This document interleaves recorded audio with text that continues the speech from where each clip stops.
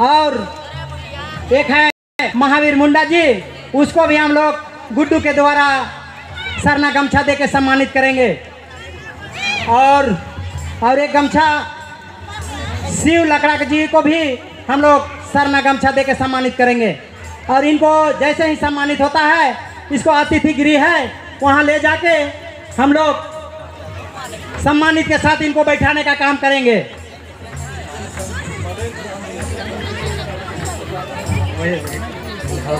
Stage में तुरंत बदल रहा है। का भजन गाए नहीं मैंने। सामाजिक कार्यकर्ता संजय तिर्की जी और साथ में है पूर्व पार्षद आवल भजन मंडली मन के हमें हार्दिक अभिनंदन करेगा। खेती बाड़ी वाला खासकर अब हफ्ता में 1 दिन 2 दिन निकलिएगा, रोज तो नहीं